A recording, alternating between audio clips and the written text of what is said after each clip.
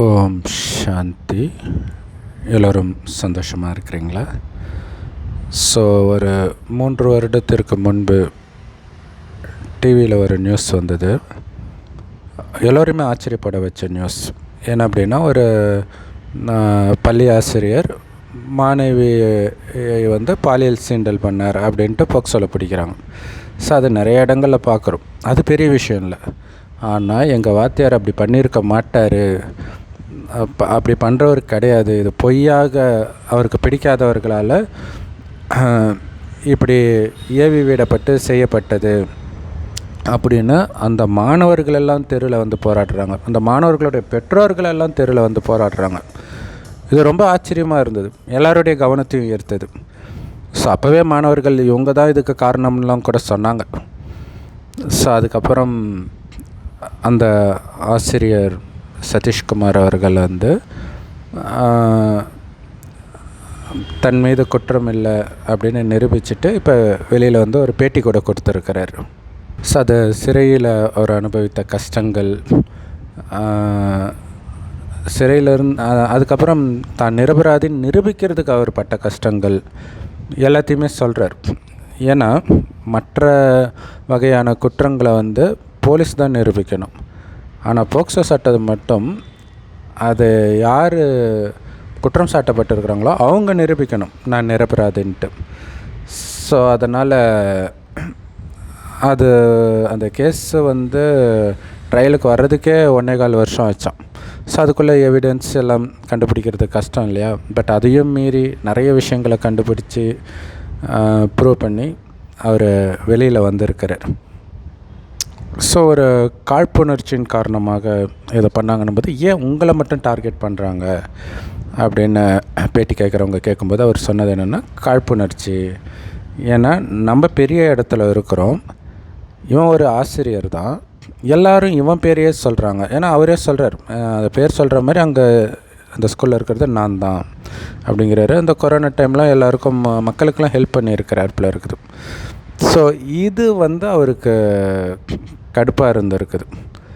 So அதனால் அந்த நேரம் அவங்க மாணவி ஒருத்தங்க வயிறு வலிக்குதுன்னு ஹாஸ்பிட்டல் போகும்பொழுது அவங்க ப்ரெக்னென்ட் ஆகிருக்கிறாங்கன்னு கண்டுபிடிச்சி ஸ்கூலுக்கும் போலீஸுக்கும் தகவல் தெரிவிக்கிறாங்க. அப்போ அந்த குறிப்பிட்ட நபர் அவங்க வீட்டில் தான் இந்த பெண்ணுடைய அம்மாவும் வேலை செய்கிறாங்க. கூலி தொழிலாளர்கள் தான் அவங்க பெற்றோர்கள். ஸோ அவங்களுடைய ஏழ்மையை பயன்படுத்திக்கிறாங்க. ஸோ அந்த பொண்ணு ஒருத்தரை சொல்லுது, ஸோ அவர் தான் உண்மையான குற்றவாளி, அது இல்லாமல் இவருடைய பேரையும் சேர்த்து சொல்லு, நான் உனக்கு மேற்படிப்புக்கு எல்லாத்துக்கும் நான் உதவி பண்ணுறேன், அதேமாதிரி சட்ட சிக்கலில் வராது எல்லாத்தையும் நான் பார்த்துக்கிறேன் அப்படின்னு நெருக்கடி கொடுத்து, அதுக்கு சாட்சியாக இன்னொரு பொண்ணையும் வேறு பேரை சேர்த்து சொல்லி தான் அவர் மேலே பழி போட்டுருக்குறாங்க. ஸோ அதுக்கப்புறம் அந்த பொண்ணுக்கிட்ட எந்த டைமில் எது நடந்துச்சு, எந்த பீரியட் நடந்துச்சு, இதெல்லாம் கேட்கும்போது அதெல்லாம் ஒன்றுக்கு பின் முரணாக வருது. என்னை பின்னாடி கையை கட்டிட்டு கதவை பூட்டிட்டு என்கிட்ட தப்பாக நடந்தாருன்னாங்க. அப்போ அது இவருக்கு சாதகமாச்சு. ஏன்னா எந்த கவர்மெண்ட் ஸ்கூல்லையுமே உள்பக்கம் தாப்பால் இருக்காது, வெளியில் தான் இருக்கும் அப்படின்னாங்க. ஸோ இது அவருக்கு ஒரு பெரிய ப்ளஸ் பாயிண்ட் ஆச்சு. அதுக்கப்புறம் டிஎன்ஏ டெஸ்ட்டு அது எடுத்து ரிசல்ட் வர்றதுக்கே 1.5 வருஷம் ஆச்சான். ஸோ அதனால் அவர் சொல்லும்போது, இந்த மாதிரி பாலியல் குற்றத்துக்கு கடுமையான தண்டனை கொடுக்க வேண்டியது சரி தான். பட் ஆனால் அந்த குற்றம் சுமத்துறதுக்கு முன்னாடி தீவிர விசாரித்து குற்றம் சுமத்தணும் அப்படிங்கிறது எனக்கு தாழ்மையான வேண்டுகோள் அப்படின்னு அவர் சொன்னார். இது ஆக்சுவலாக வெளிநாட்டில் கூட இந்த மாதிரி ஒரு கேஸில் ஒரு காலேஜ் படிக்கும்போது அந்த டைமில் ஒரு பொண்ணு அந்த மாதிரி அந்த பையன் மேலே அலிகேஷன் வச்சு அவர் போய் ஒரு 20 வருஷம் கிட்ட ஜெயிலில் இருந்துட்டு வெளியில் வரார். வெளில வந்தப்புறம் அந்த பொண்ணு சாரி கேட்குது, ஏதோ பழி வாங்குறதுக்கோ எதுக்கோ பண்ணியிருக்கிறாங்க. ஸோ அந்த மாதிரியும் நிறைய பேர் சிக்க தான் செய்கிறாங்க. ஆக்சுவலாக மைக் டைசனுக்கே இதே மாதிரி ஒரு ரேப் கேஸ் வந்தது. அவர் என்ன சொல்கிறாருன்னா, நான் நிறைய தப்பு பண்ணியிருக்கிறேன், நான் ஒத்துக்கிறேன், ஆனால் இந்த தப்பு நான் பண்ணவே இல்லை அப்படின்னு சொன்னார். ஆனால் அவருமே தண்டனை பெற்று தான் வெளியில் வந்தார். ஸோ அதேமாரி மைக்கேல் ஜாக்சன் மேலேயும் இதேமாரி ஒரு பொய்யான வழக்கு தான் போட்டாங்க அப்படின்னு சொல்லுவாங்க. ஸோ அதுக்கு வந்து அவர் குழந்தைகளோட வந்து நிறைய டைம் ஸ்பெண்ட் பண்ணுவார். அவர் வீட்டுக்கே நிறைய குழந்தைங்களை கூப்பிடுவார். ஸோ அதை வைத்து அவர் குழந்தைங்கக்கிட்ட தப்பாக நடந்துக்கிறார் அப்படின்னு ஃபைல் பண்ணாங்க. ஸோ அந்த மன உளைச்சலில் அவர் சீக்கிரமாக இறந்துட்டார். ஸோ அதே மாதிரி சமீபமாக பாண்டிச்சேரியில் கூட ஒரு யூகேஜி படிக்கிற பொண்ணை வந்து அந்த பொண்ணுக்கிட்ட தப்பாக நடந்துக்கிட்டாங்க அப்படின்னு யாருன்ட்டு கேட்கும்போது அந்த பொண்ணு எல்லா வாத்தியாரையும் நிற்க வச்சு கேட்கும்போது இந்த வாத்தியாரை கை நீட்டி இருக்குது. உடனே ஸ்கூலையே துவம்சம் பண்ணிட்டாங்க ஊர் மக்கள். ஸோ அப்போ அந்த பள்ளி மாணவர்கள்லாம் வந்து கேட்குறாங்க, எங்கள் சாரை பற்றி எங்களுக்கு தெரியாதா? இன்னொன்று அந்த பொண்ணு வந்து பாத்ரூமில் வந்து இப்படி பண்ணாதான் சொல்கிறாங்க. அது லேடிஸ் டாய்லெட்டுக்கு போகிறதுக்கான வேலையே அவருக்கு கிடையாது. அது எப்படி போக முடியும் வெறும் லேடிஸ் இருக்கிற இடத்துல அப்படி இப்படின்னு சொன்னாங்க. பட் ஆனால் அவரையுமே அரெஸ்ட் பண்ணிட்டாங்க. ஸோ அதிலும் குறிப்பாக இந்த விஷயத்தில் வரக்கூடிய சதீஷ்குமார் அப்படிங்கிற அந்த ஆசிரியர் வந்து சிறைக்கு போன உடனே அவரை நிர்வாணப்படுத்தி 48 மணி நேரமாக ஏதோ உட்கார வைப்பாங்களாம். அதுக்கப்புறம் அவருக்கு வந்து எல்லோரும் யூரின் டாய்லெட் போகக்கூடிய அதுக்கு பக்கத்தில் தான் அவருடைய செல்லே கொடுத்தாங்களாம் அந்த போக்சோ அப்படிங்கிறதுனால. ஸோ அவங்க யூரின் அடிக்கிறதுலாம் அவர் மேலே அடிக்குமா. ஸோ எவ்வளோ பெரிய தண்டனை பாருங்கள். ஸோ அதுக்கப்புறம் இந்த குழந்தைங்கள்லாம் போராட்டம் நடத்திய பிறகு அது நியூஸ் பேப்பரில் படித்த பிறகு எல்லோருக்கும் சரி ஒரு குற்றவாளி இல்லை அப்படின்ட்டு கொஞ்சம் விட்டுட்டாங்க போல இருக்கு. பட் இருந்தாலும் அந்த செல்லில் தான் அவர் இருந்திருக்கார். பட் இவர் கூடவே இன்னொருத்தர் குற்றம் சாட்டப்பட்டிருக்கிறார், 55 வயது நபர். அவரை வந்து கண்ணா பின்னான்னு அடிப்பாங்களாம், அந்த மர்ம உறுப்புலே போட்டு மிதிப்பாங்களாம் கைதிகளே. ஆனால் அவர் வந்து குற்றம் ஒத்துக்கிட்டார், நான் தான் பண்ணன்ட்டார். அதுக்கப்புறம் ஜட்ஜ் முன்னாடி கேட்கும்போது இப்படி பண்ணியிருக்கிறீங்களே என்ன பண்ணுறதுன்னா, நான் தான் பண்ணேன், எனக்கு தண்டனை கொடுங்க அப்படின்னு அவர் சொல்லியிருக்கிறார். அவர் சொன்னாலுமே கூட இதை மட்டுமே வச்சு இவர் தப்பாக நடந்துக்கலன்னு சொல்லிட முடியாது அப்படின்ட்டு இவரை நிரூபிக்க சொல்லி நிறைய விஷயங்கள் பண்ணியிருக்கிறாங்க. குறிப்பாக ஒரு கணவன் இப்படி பண்ணுறாருன்னும் போது மனைவிக்கே ஒரு டவுட்டு வந்துடும் ஸ்லைட்டாக இல்லையா. பட் அவங்க மனைவி வந்து லவ் மேரேஜு, அதனால் அவரை புரிஞ்சுக்கிட்டாங்க. அவருடைய குழந்தைங்களுக்கு அதை புரிஞ்சுக்கிற வயசு கிடையாது. அதுக்கப்புறம் போக போக அவங்களும் புரிஞ்சுக்கிட்டாங்க. பட் இப்போ அவர் என்ன சொல்கிறாருன்னா, அவங்க மனைவி தான் இந்த எவிடன்ஸ் கலெக்ட் பண்ணுறது ஃபுல்லாகவே அவங்க தான் கஷ்டப்பட்டுருக்குறாங்க. இப்போ வெளியில் வந்தும் அவரை வந்து அந்த பார்வையிலே தான் பார்க்குறாங்க. சமுதாயம் வந்து ஒரு கோர்ட்டு ஜட்ஜ்மெண்ட்டு கொடுத்து நிரபராதின்னு சொன்ன பிறகும் இவங்க இந்த கண்ணோட்டத்திலே மேலதிகாரிகள் எல்லாருமே பார்க்குறது வந்து பெரிய கஷ்டமாக இருக்குது. அதுமாரி வேலையை விட்டு தூக்கி இருக்கிறாங்க. ஸோ அதுவும் கிடைக்கிறதுக்காக அவர் முயற்சி பண்ணிகிட்ருக்கார். ஸோ அது கிடைக்குமான்னு கூட தெரியல அப்படின்னு சொல்லியிருந்தார். ஸோ அதுலேயும் இவர் வந்து காவல்துறையில் பணியாற்றிட்டு ஆசிரியராகியிருக்கார். ஸோ அவருக்கு இந்த நிலைமை வரும்போது இன்னுமே வலி அதிகமாக இருக்கும். அவருக்கு வந்து இதை நம்மளை இந்த மாதிரி ஒரு குற்றம் சாட்டி தான் கூப்பிட்டு வந்திருக்கிறாங்கன்னு கூட அவருக்கு உணர்றதுக்கே ரொம்ப நேரம் ஆகியிருக்கு. சும்மா ஏதோ மீட்டிங் இன்டர்வியூ அந்த மாதிரி கூப்பிட்ருப்பாங்க போல இருக்குன்ட்டு அவர் ஸ்டேஷன் போயிருக்கார். ஸ்டேஷனில் பேசணும் அப்படின்னு சொல்லிட்டு அங்கே போயிட்டு வாட்சை கட்டுங்க செல்லை கொடுங்கன்னு போது இவருக்கு ஒன்றும் புரியல. அப்புறம் ஷட்டையை கட்டுங்கன்னு போதும் கொஞ்சம் கொஞ்சமாக புரிஞ்சு, இருந்தாலும் எதுக்காக வந்திருக்கிறோன்னு தெரியல. அதுக்கப்புறம் தான் இந்த விஷயம்லாம் தெரியுது. அப்போ அவருக்கு வந்து அந்த பொண்ணை யாரோ ஃபோர்ஸ் பண்ணி இப்படி பண்ணியிருக்கிறாங்க, சொல்ல வச்சுருக்கிறாங்க அப்படிங்கிறத அவரால் கணிக்க முடிந்தது. ஆனால் அந்த பேட்டியில் ரொம்ப முக்கியமான கொஸ்டின் என்னென்னா, அவர் இன்டர்வியூவில் கேட்குறவர், இத்தனை ஆசிரியர் இருக்கும்போது உங்களை மட்டும் ஏன் டார்கெட் பண்ணுறாங்க அப்படிங்கிறது. அவர் ஒரு காரணம் சொல்கிறார் இல்லையா, இவனை மட்டும் எல்லோரும் புகழ்ந்து பேசிகிட்டு இருக்கிறாங்க, ஸோ அதுதான் காரணம்ன்றது. ஸோ அப்படி ஒரு விஷயம் நடக்கலை அப்படின்னா அவர் இவ்வளோ பெரிய பிரச்சனையை அனுபவிச்சிருக்க வேண்டிய அவசியம் கிடையாது. ஸோ அதே மாதிரி ஓரிரு வருடங்களுக்கு முன்பு ஒரு பள்ளியில் ஒரு பொண்ணு ஃபஸ்ட் ரேங்க் எடுத்துகிட்டு இருக்கிறாள். ஒரு 5ஆவதுக்குள்ளே தான், எத்தனாவதுன்னு சரியாக ஞாபகம் இல்லை. அந்த பொண்ணு தான் ஃபஸ்ட் ரேங்க் எடுத்துகிட்டு இருக்கிறா. அப்போ வெளியிலேருந்து ஒரு பையன் வரான். வந்தவுடனே அவன் ஃபஸ்ட் ரேங்க் எடுக்கிறான். இப்போ அந்த பொண்ணு வந்து எல்லோரும் தெரியும் இல்லையா, ஸ்கூலில் வந்து ஃபஸ்ட் ரேங்க் எடுக்கிறாங்கன்னா அப்படியே தலையில் தூக்கி வச்சுட்டு டீச்சர்ஸ்லாம் ஆடுவாங்க. இப்போ இந்த பையனை தூக்கி வச்சுட்டு ஆடின உடனே அந்த பொண்ணுக்கு டென்ஷன் ஆகுது. அவங்க அம்மா கிட்டலாம் போய் இது மாதிரி புலம்பி இருக்கிறான். அப்போ அவங்க அம்மாவால் அதை தாங்கிக்க முடியல. ஒரு ஃபங்க்ஷன் நடக்குது ஸ்கூலில். அப்போ அந்த அம்மா என்ன பண்ணுறாங்க, ஒரு ஜூஸு, அந்த ஜூஸில் ஏதோ உயிர் போகிற மாதிரி ஏதோ ஒரு மாத்திரை கலந்து வாட்ச்மேன்கிட்ட கொடுத்து இது மாதிரி அவங்க அம்மா கொடுத்தாங்கன்னு சொல்லுங்கள் அப்படின்னா குழந்தைங்க என்ன பண்ணுவோம், வாங்கி குடிச்சிடுவாங்க இல்லையா. ஸோ அந்த குழந்தை குடிச்சிடுச்சு. அதுக்கப்புறம் தான் சிசிடிவி பார்க்கும்போது வந்தது இவங்கன்னு தெரியுது. அப்போ அந்த குழந்தை வந்து உயிருக்கு போராடிட்டு இருக்கிற ஸ்டேஜில் வந்து வாக்குமூலம் வாங்குவாங்க இல்லையா போலீஸு. அப்போ அந்த குழந்தைய கேட்கும்போது அந்த குழந்தை சொல்லுது, அந்த பொண்ணு என்கிட்ட அடிக்கடி வந்து சண்டை போடும், முன்னால் தான் என் நிம்மதியே போச்சுன்னு சொல்லும் அந்த சின்ன வயசில். இது எவ்வளோ பெரிய விஷயம் பாருங்கள். ஸோ அது சொல்லிட்டு அந்த குழந்தை இறந்துருச்சு.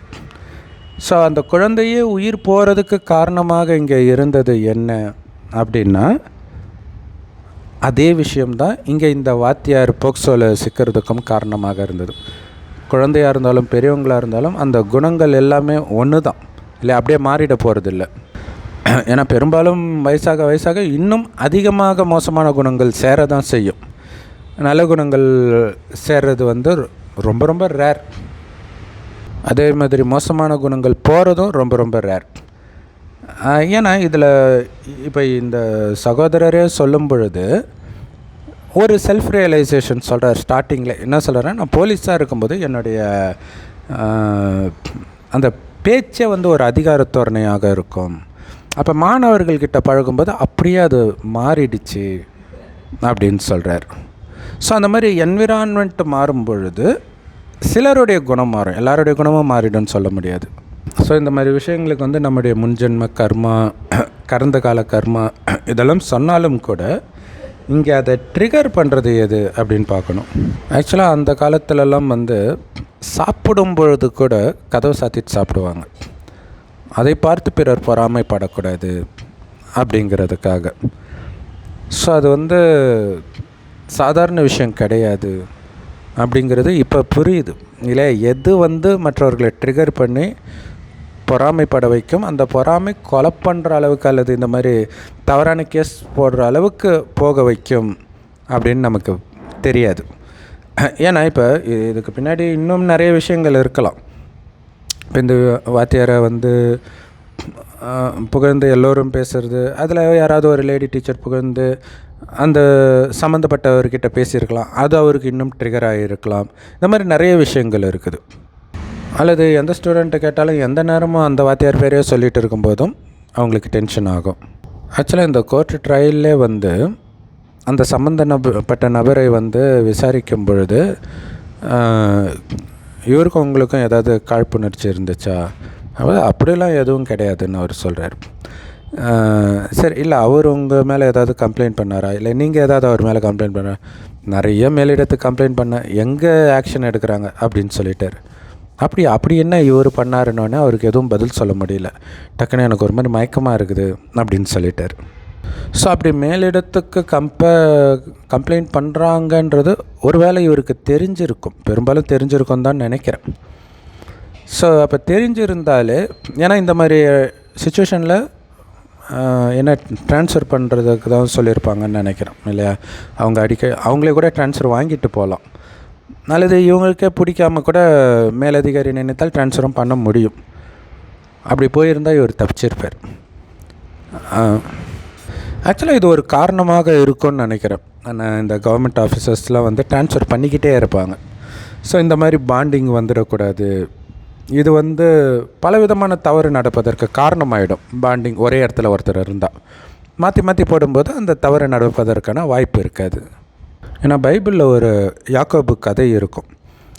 அதில் வந்து அவங்க அப்பா இறக்குற நேரத்தில் யாக்கோபு வந்து தம்பி, அவங்க அண்ணன் ஏசாயா இருப்பார், அவரை தான் வந்து அவங்க அப்பாவுக்கு பிடிக்கும், ரொம்ப பிடிக்கும். ஸோ சாகிற நேரத்தில் அப்பாவுடைய ஆசீர்வாதம் வாங்கணுன்ட்டு யாக்கோபுடைய அம்மா என்ன சொல்லுவாங்கன்னா, யாக்கோபுடைய அப்பாவுக்கு வந்து கண்ணு தெரியாது. அதனால் அவங்க அண்ணனுக்கு வந்து கையிலலாம் முடி நிறையா இருக்கும். அதே மாதிரியே ஒரு துணியை போட்டுட்டு, ஆட்டு மயிர்னால் செய்த ஒரு துணி, உள்ளன் கிளாத்தை போட்டுட்டு, இப்போது அவருக்கு பிடித்த மாதிரி நான் உணவு செஞ்சு கொடுக்குறேன், அப்போ உனக்கு ஆசீர்வாதம், கடைசி ஆசீர்வாதம் உனக்கு கிடைக்கும் அப்படின்னு சொல்லிடுறாரு. அதே மாதிரி அவன் பண்ணுற ஆசீர்வாதம் கிடச்சிடுது. இந்த விஷயம் வந்து அண்ணனுக்கு தெரிஞ்சிடுது. ஏன்னா அவன் திரும்பி வரும்பொழுது நான் இப்போ தானே உனக்கு ஆசீர்வாதம் பண்ணணுன்னு அவங்க அண்ணனுக்கு ஷாக் ஆகிடும். அப்போ அவனை கொலை பண்ணணுன்னு கொலை வெறியில் இருப்பான். ஸோ இந்த விஷயம் தெரிஞ்சோடனே அவங்க அம்மா என்ன பண்ணுறாங்க, யாக்கோபை கூப்பிட்டு நீ வந்து மாமா வீட்டுக்கு போ, அது ரொம்ப தூரத்தில் இருக்கும், நீ போ, உங்கள் அண்ணனுடைய கோபம் தணிஞ்சதுக்கப்புறம் நான் அவனை ஆள் அனுப்பி கூப்பிட்டுக்கிறேன் அப்படின்ட்டு அங்கே போய் அவன் 2 கல்யாணம் பண்ணி பல வருடம் கழிச்சு தான், 20-30 வருடம் கழிச்சு தான் திரும்பியே வருவான். ஏன்னா 20-30 வருடம் வரைக்கும் அந்த கோபம் சஸ்டெயின் ஆகாது இல்லை. 20-30 வருடத்துக்கு முன்பு நமக்கு டார்ச்சர் கொடுத்தவங்களெல்லாம் இப்போ யோசிச்சு பாருங்களாம். அதுக்கப்புறம் உங்கள் தொடர்பில் இல்லைன்னு இருக்கும்பொழுது இப்போ அவங்கள நினச்சா அவங்களுக்கு கோபமே வராது. ஏன்னா இது ஒரு வழி. நம்மளை பார்த்து, அதாவது பிறரை பார்த்து பொறாமைப்படுறது எந்த அளவிற்கு பாவமோ அதே அளவிற்கு பிறர் பொறாமைப்படுற மாதிரி நாம் நடந்துக்கிறதும் பாவம்தான். இப்போ ஒரு பொண்ணை பார்த்து காம வயப்படுறது பாவம்னா, காமத்தை தோன்ற மாதிரி அந்த பொண்ணு ட்ரெஸ் பண்ணுறா அல்லது நடந்துக்கிறா அப்படின்னா அதுவுமே தப்புன்னு தானே சொல்கிறோம். அதே மாதிரி தான் இங்கேயுமே. ஸோ அந்த மாதிரி ஒரு பொண்ணு வந்து ஆபாசமாகவே நடந்துக்கிறா அப்படின்னா அந்த பொண்ணுக்கு என்ன ஆகும் அப்படின்னு தெரியும். ஸோ அதே மாதிரி தான் இங்கே பொறாமைப்படுற மாதிரியே நடந்துக்கிட்டு இருந்தால் சினிமாவில் அப்படிலாம் காட்டுவாங்க இல்லை. ஒருத்தர் பொறாமைப்படுற மாதிரி அந்த அண்ணாமலை படம் நிறைய படத்தில் அப்படி காட்டுவாங்க. ஆனால் அது தவறான விஷயம்.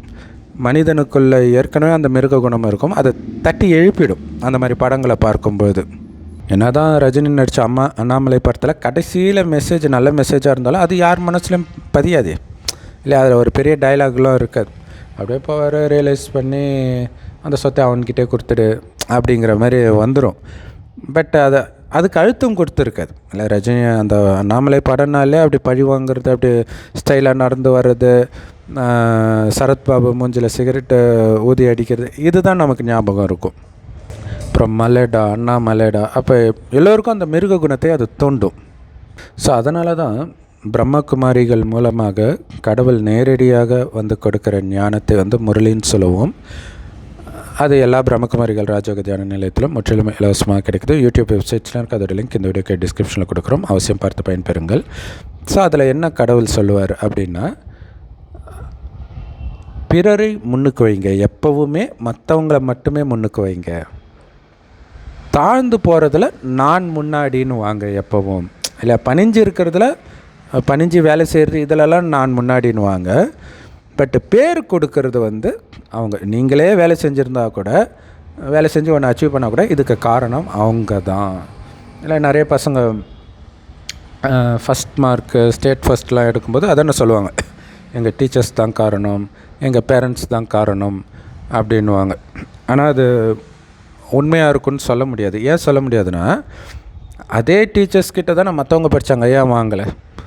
அதே பேரண்ட்டுக்கு மற்ற பசங்களும் கூட பிறந்திருப்பாங்களே இந்த பையனுக்கு, அவங்க ஏன் வாங்கலை? அப்போ இந்த குழந்தையுடைய எஃபர்ட்டு தாங்க. பட் இருந்தாலும் அவங்கக்கிட்ட கிரெடிட் கொடுக்குறாங்க. ஸோ அந்த மாதிரி கிரெடிட் வந்து அவங்க அந்த குழந்தைங்க மனதார கொடுக்குறாங்களோ இல்லை பேட்டிக்காக கொடுக்குறாங்களோ தெரியாது. பட் மனதாரவே நீங்கள் அப்படி தான் முன்னுக்கு வைக்கணும். அது உங்களுடைய குணமாக மாறணும். அப்படி மாறினா என்ன ஆகும் தெரியுமா? அவங்களுடைய ஆசீர்வாதம் கிடைக்கும். அந்த ஆசீர்வாதம் உங்களை பாதுகாக்கும்ன்றார் கடவுள். ஸோ அதுக்கு என்ன பண்ணணும்? நம்மை தாழ்த்திக்கணும். இல்லை, தன்னை தாழ்த்திக்கிறவனை கடவுள் உயர்த்துவார் அப்படின்னு பைபிளில் கூட இருக்கும். அப்போ அதுக்கு பேர் என்ன? பணிவு. கடவுள் சொல்கிறார், இந்த கலியுகத்தில் பணிவு தான் உங்களுடைய பாதுகாப்பு கவசம்ன்றார். ஸோ பணிவு இல்லைன்னாலே இங்கே பணிவுன்றது இப்போ இந்த மாதிரி நல்ல விஷயம்தான் இல்லை. இப்போ இவர் பண்ணது நல்ல விஷயந்தான் இருந்தாலும் அந்த கிரெடிட்டை நாம் எடுக்காமல் கடமை செய் பலனை எதிர்பாராதேன்னு வருது இல்லையா கீதையில். அது இவ்வளோ பெரிய ஆழமான விஷயம். அப்போ அதோடைய பலனை நாம் சுவைக்கணும்னு நினைக்கும்போது இது கலியுகம், பிரச்சனை வந்துடும். இது மகாபாரதத்தில் சொல்லப்பட்டிருக்கும். மகாபாரதத்தில் ரொம்ப கொடூரமான காட்சின்னா திரௌபதி துகிலுரியறது சபையினர் முன்னாடி இல்லையா. ஆனால் அதுக்கு காரணம் என்ன தெரியுமா? அப்படி என்ன கோபம் தெரியுமா துரியோதனனுக்கு திரௌபதி மேலே? ஒரு தடவை இந்த பாண்டவர்கள் வந்து இந்திரபிரஸ்தம்னு ஒரு மாளிகை கட்டுறாங்க. அந்த மாளிகை ரொம்ப அழகாக, ஆக்சுவலாக சொத்து பிரிக்கும் பொழுது துரியோதனனுக்கு தான் நல்ல இடத்தையும் வெறும் பாம்பு இந்த மாதிரி வாழக்கூடிய ஒரு காட்டு பகுதியை தான் பாண்டவர்களுக்கு கொடுப்பாங்க. ஏன்னா சொத்து பிரிக்கிறது வந்து துரியோதனனுடைய அப்பா. ஸோ அதனால் அப்படி தானே பண்ணுவாங்க. ஆனால் அந்த காட்டுப்பகுதியையும் இவங்க கடின உழைப்புனால் ஒரு சொர்க்கம் மாதிரி ஆக்கிடுவாங்க. அதுதான் இந்திரபிரஸ்தம்னுவாங்க. ஸோ அதுக்கு வந்து அவங்க அப்பா கூட அதாவது அவங்களும் தம்பிங்க தான் இல்லையா, பெரியப்பா பசங்க. ஸோ அந்த கௌரவர்களையும் அவங்களுக்கு அழைப்பு கொடுப்பாங்க பாண்டவர்கள். வந்து பார்க்கும்போது துரியோதனன் அப்படியே மிரண்டுடுவான். என்னடா இப்படி இருக்குது அப்படின்ட்டு, எப்படி இருந்த இடத்த எப்படி மாற்றிருக்கிறாங்கன்ட்டு. அப்போ பார்த்தா தண்ணி இருக்கிற மாதிரியே இருக்கும். அப்படியே பார்த்து பார்த்து காலை எடுத்து வைப்பான், ஆனால் அது தண்ணி கிடையாது. அந்த மாதிரி டெக்னாலஜியோடு கட்டியிருப்பாங்க. இன்னொரு இடம் சாதாரண தரம் மாதிரி இருக்கும், ஆனால் அது தண்ணி டக்குன்னு விழுந்துருவோம். அப்போ மாடியிலேருந்து திரௌபதி பார்த்துட்டு சிரிப்பா, ஹஹா குருடனுடைய மகனும் குருடனே அப்படின்னு சொல்லிடுவான். இதுதான் அவனுக்கு கோபத்தை கொடுக்கும் இல்லையா. அதாவது ஜென்ரலாகவே அதை விழும்போது நம்மளை அறியாமல் சிரிப்போம் இல்லையா. குழந்தையாக இருக்கும்போது அந்த பழக்கம் ரொம்பவே இருக்கும் இல்லை. ஒருத்தர் வந்து ஹஹஹான்னு சிரிப்போம். ஆனால் அது கூட நமக்கு ஆப்பு வைக்கும் அப்படிங்கிற ஒரு மிகப்பெரிய செய்தி அங்கே ஒளிஞ்சு இருக்குது. அது எவ்வளோ பெரிய பிரச்சனைக்கு எடுத்துகிட்டு போய் விடுது. ஸோ அதேமாரி சமீபமாக ஒரு பெண் வந்து தன்னுடைய கணவன் இன்னொரு பொண்ணோட கள்ளத்தொடர்பில் இருக்கிறான். அப்போ இந்த பொண்ணு என்ன பண்ணுறா, அதாவது அவனுடைய மனைவி 2 பேரை கூலிக்கு ஆளை வச்சு அந்த பொண்ணை ரேப் பண்ணுறான். அப்போ ஒரு பொண்ணு இன்னொரு பொண்ணை ரேப் பண்ணுறதுக்கு ஆள் அனுப்புகிறான்னா எவ்வளோ மிருக குணத்தை தூண்டுது பாருங்கள். ஏன்னா தன்னுடைய கணவன் கூட இன்னொருத்தி ஜோடியாக இருக்கும்போது எப்படி இருக்கும் இல்லை, அது ஒரு பெரிய பந்தாவாக அவங்களுக்கு தோணலாம். ஆனால் அது அவங்க வாழ்க்கையில் நிம்மதியாக இருக்கவே விடாது. ஆக்சுவலாக ஏதோ ஒரு சூர்யா படம், ஆரம்பகால படத்தில் வந்து சூர்யாவுடைய அண்ணனாக நடிச்சிருக்கிற ரகுவரன் வந்து தம்பியையே எல்லோரும் புகழறாங்கன்ற கடுப்பில் தம்பியை கொலை பண்ண வருவார். ஸோ அந்த மாதிரி நிஜத்தில் கூட கேரளாலே எங்கேயோ ஒரு பெண் அப்படி பண்ணான். இப்போ சப்போஸ் இந்த ஆசிரியரே இவருக்கு எதிராக பழிவாங்கி அந்த ஆசிரியர் மூலமாக இவர் நல்ல காரியங்களை எல்லாம் பண்ணுறாருன்னு வச்சுக்கோங்களேன். இவருடைய காசு போட்டு பண்ணாலுமே கூட அவர் பண்ணுற மாதிரியே இருக்கட்டும், இவர் பண்ணுறதே தெரியாமல் இருக்கணும் அப்படின்னு இருந்தால் அவர் சந்தோஷப்பட்டிருப்பார். ஆக்சுவலாக அவருடைய ஆசீர்வாதம் இவருக்கு கிடைச்சிருக்கும். ஆனால் இதுதான் கடவுளுடைய வழி. அவருக்குள்ளே ஏற்கனவே இந்த பொறாமை குணம் இருந்திருந்தால் கூட இந்த நம்மளை முன்னுக்கு வைக்கிறாங்கன்றதை பார்த்து அவருக்கு அந்த தன்னுடைய தவறையே அவர் திருத்தி இருந்திருப்பார். அதுக்கு கடவுள் ஒன்று சொல்லுவார் சூப்பராக. என்ன அப்படின்னா, நீங்கள் மற்றவங்களுக்கு மாலை போடுறீங்கன்னா தானாகவே அவங்க தலை குனிஞ்சிடும் இல்லை, தலை குனிஞ்சு தான் நம்ம மாலையை வாங்கிக்க முடியும். அந்த மாதிரி நீங்கள் மற்றவர்களுக்கு மாலை போடுங்க, புகழ் மாலை போடுங்க. அப்போ தானாகவே அவங்க பணிஞ்சு உங்களுக்கு மாலை போடுவாங்க. ஒரு காலத்தில் பார்த்திங்கன்னா குழந்தைங்க ஃபெயில் ஆகிட்டாங்கன்னா பயப்படுவாங்க, வீட்டில் ஏதாவது அடிப்பாங்க, அந்த மாதிரி அது நடக்கவும் செய்யும். ஒரு சிலர் இதுக்கு பயந்துட்டு தற்கொலையும் பண்ணிக்குவாங்க ஒரு டைமில். அது நடக்க ஆரம்பிச்சிது. ஸோ அப்போ வந்து நிறைய அப்பா அம்மா வந்து இதை பாடுறா, நீ ஃபெயில் ஆனாலும் நாங்கள் ஒன்றும் கவலைப்பட மாட்டோம், நீ எதுவும் அப்படிலாம் பண்ணுறாதடா தம்பி அப்படின்னு சொல்ல வேண்டிய ஒரு நிலை வந்தது. ஆனால் இன்றைக்கி ஃபஸ்ட் மார்க் வெற்றி பேர் புகழ் அடையிறவங்கள தான் ரொம்ப பாதுகாப்பாக அவங்க நடந்துக்கணும். அதுதான் முக்கியமான விஷயம். ஏன்னா அந்த சகோதரர் சொல்கிற அந்த இன்டர்வியூவில் பார்க்கும்போது நமக்கு புரியுறது என்னென்னா, நம்மை புகழ்ந்த இதே ஊர் இன்றைக்கி நம்மளை வந்து கேவலமாக பார்க்குது. மனிதர்கள் அப்படி தான் நடந்துக்குவாங்க. ஸோ அதனால தான் புகழ்ச்சியிலும் மயங்கக்கூடாது. புகழ்ச்சியில் மயங்கலைன்னா இகழ்ச்சியில் வாடவும் மாட்டோம். அதேமாரி அந்த குழந்தை இறந்தது இல்லையா, கூட படிக்கிற பெண் குழந்தையோட அம்மா ஜூஸில் விஷம் கலந்து கொடுத்ததுனால. இப்போ சப்போஸ் அந்த குழந்தை வந்து சரி அந்த பொண்ணே வாயை திறந்து சொல்கிறேன், உன்னை பார்த்தாலே எனக்கு டென்ஷன் ஆகுது, உன்னால் தான் என் நிம்மதியே போச்சுன்னு புலம்புவாளாம் எந்த நேரமும். அப்போ அந்த குழந்தை வந்து ஒருவேளை சில கொஸ்டின்ஸ் எழுதாமல் விட்டுருக்கலாம். ஏன்னா இந்த மாதிரி நிறைய பேர் பண்ணுவாங்க. அதே நிறைய பேராக தெரியல, பட் எனக்கு தெரியும் இந்த மாதிரி பண்ணுறவங்கள. கரெக்டாக அந்த 35 கூட ஒரு 10 மார்க், 35 வந்து பாஸு, கூட ஒரு 10 மார்க் எழுதிட்டு விட்டுருவாங்க, அவ்வளோதான். நல்லா படிப்பான் அந்த பையன், ஆனால் அவ்வளோதான் எழுதுவான். வாத்தியாரே கேட்பார், ஏன்டா எழுத மாட்டேற, இதுக்கு மேலே எழுதுனா மட்டும் எனக்கு என்ன கிரீடமாக கொடுக்க போகிறீங்க அப்படின்னு பேசுவாங்க. பட் ஆனால் அது ஒரு சரியான குணம். ஆனால் கடைசியில் அந்த ஆனுவல் எக்ஸாம் அங்கெல்லாம் வந்து ஒழுங்காக எழுதுவாங்க. அது வந்து பாஸ் தான் ஆக போகிறோம். ஏன்னா அதன் மூலமாக இந்த மாதிரி பொறாமை, ஏன்னா நம்ம நல்லா படிக்கிறோமா இல்லையான்னு நமக்கு தெரிந்தால் போதும் இல்லையா.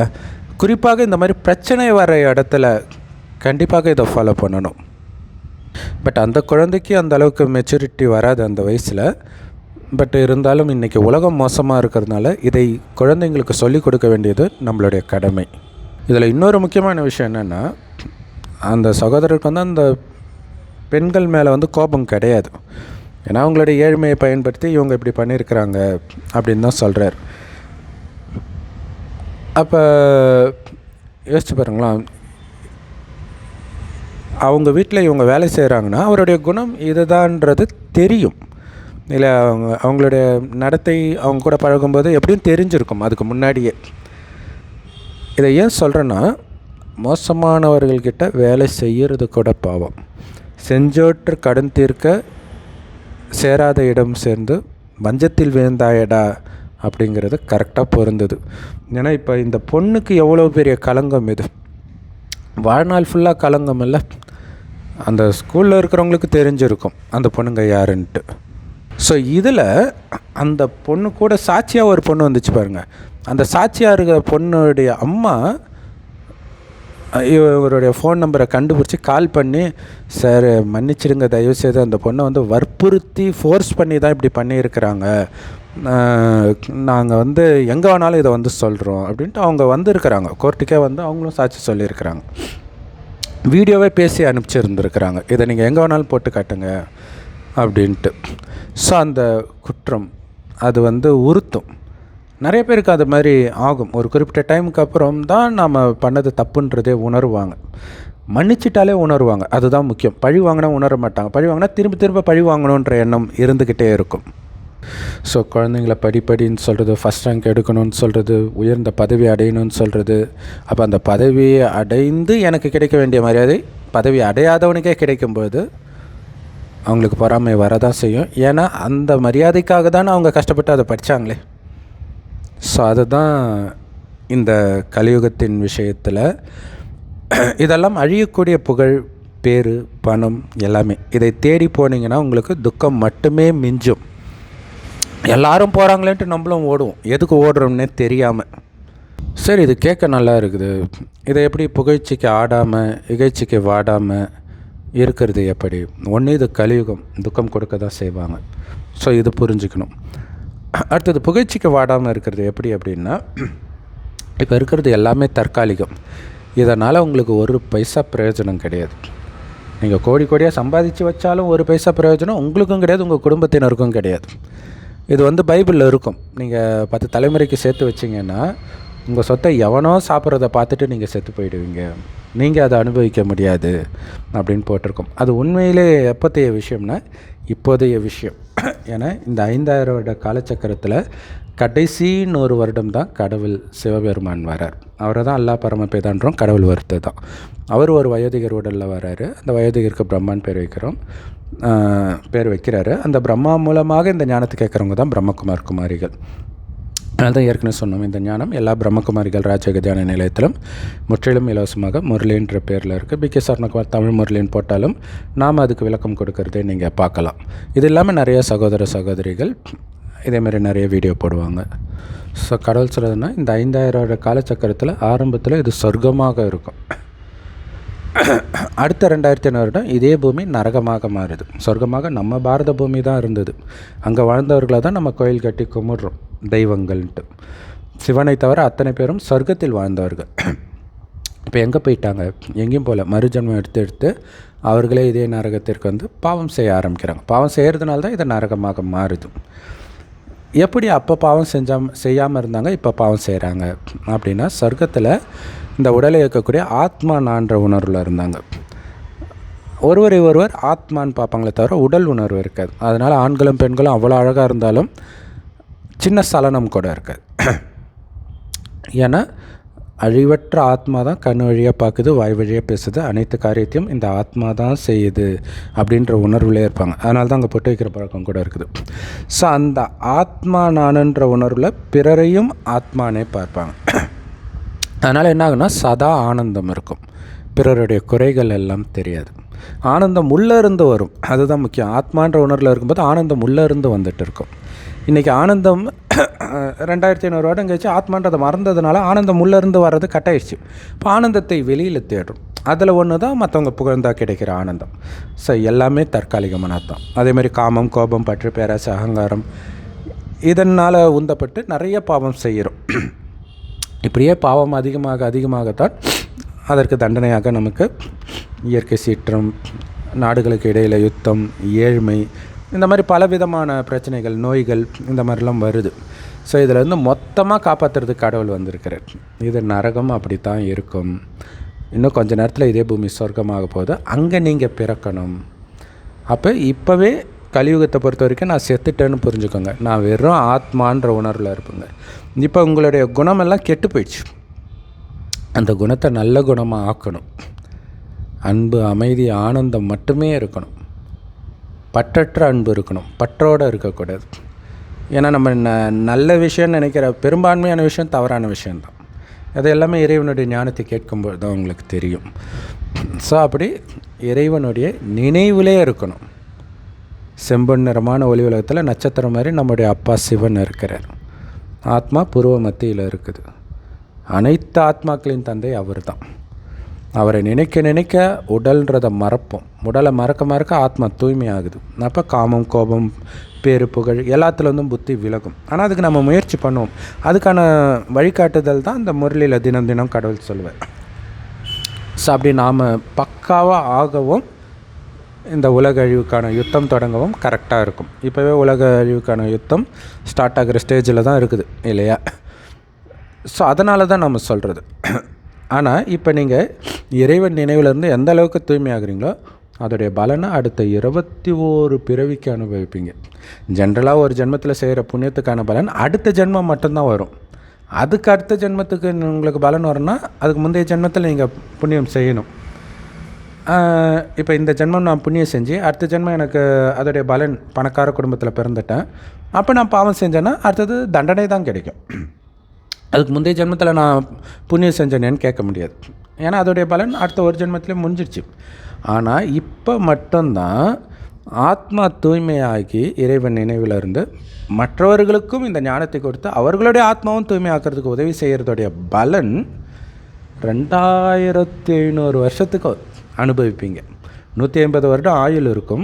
அந்த ஜென்மம் முடித்து அடுத்த ஜென்மம் வரும்போது மீண்டும் மீண்டும் பணக்கார குடும்பத்திலே பிறப்பீங்க. ஏன்னா அதற்கான புண்ணிய கணக்கை இப்போ மொத்தமாக சேர்த்து வச்சுக்கிறீங்க ஹோல்சேலில். இது எவ்வளோ பெரிய விஷயம். ஸோ இது இப்போ இருக்கிறது எப்போ வேணாலும் அழியிற மாதிரி இருக்குது. இந்த திரும்புகிற பார்க்குறோம், ஃப்ளட்டு பார்க்குறோம், நிலநடுக்கம் பார்க்குறோம், விதவிதமான நோய்கள் பார்க்குறோம். ஸோ ரொம்ப கொடூரம். திடீர் மரணத்தை பார்க்குறோம். எந்த வயசுலேயும் மரணம் வருது. ஸோ அதனால் இதுக்கு பின்னாடி ஓடாதீங்க. இங்கே இருக்கக்கூடிய பேரு புகழுக்கு பின்னாடி ஓடாதீங்க. மனித மனம் மாறிக்கிட்டே இருக்கும். அது நமக்கு தேவை கிடையாது. அதனால் நமக்கு எந்த பிரயோஜனமும் கிடையாது. எந்த அளவுக்கு நம்மளை புகழ்ந்து உயரத்துக்கு எடுத்துகிட்டு போகிறாங்களோ அங்கேருந்து நம்மளை திட்டும்போது தொபுக்கடின்னு கீழே போட்டாங்க. எப்படி வலிக்கும் யோசிச்சு பாருங்கள். எதுக்கு மேலே ஏறுவான்னு அப்புறம் கீழே விழுந்துச்சேன்னு வலிக்குதுன்னு அழுவான்னு. ஸோ அதனால் இறைவன் நினைவில் நான் செத்துட்டேன், வெறும் ஆத்மா. நான் சொர்க்கத்துக்கு போகிறேன். சொர்க்கத்தில் மிக உயர்ந்த பதவி ஸ்ரீ நாராயணன் பதவி. பெருமாள் கோயில் எவ்வளோ கூட்டம் வருது. சொர்க்கத்தின் முதல் மகாராஜாவாக நாராயணன் இருக்கிறனால தான் சொர்க்கவாசல் திறப்பு விழா பெருமாள் கோயிலில் கொண்டாடப்படுது. அதை விட உயர்ந்த பதவியை இங்கே கிடச்சிட போகுது. அங்கே ராஜாராணி ஆச்சு. யாருடைய ராஜ்யத்தையும் இன்னொருத்தர் அபகரிக்கணுன்ற எண்ணமே இருக்காது சொர்க்கத்தில். ஆனால் இங்கே பாருங்கள், ஒன்றுத்துக்கு இல்லாத பதவி, பேரு, புகழுக்காக மனிதன் கொலை பண்ணுறதுக்கும் தயாராக இருக்கிறான். சட்டங்களை தவறாக பயன்படுத்துறதுக்கும் தயாராக இருக்கிறான். ஸோ இந்த மாதிரி ஒரு மோசமான உலகத்தில் பேரு, புகழ், பணத்துக்கு பின்னாடி ஓடுறது ஒர்த்தா அப்படின்னு நீங்களே யோசிங்க. ஓம் சாந்தி. தேங்க்ஸ் ஃபார் வாட்சிங்.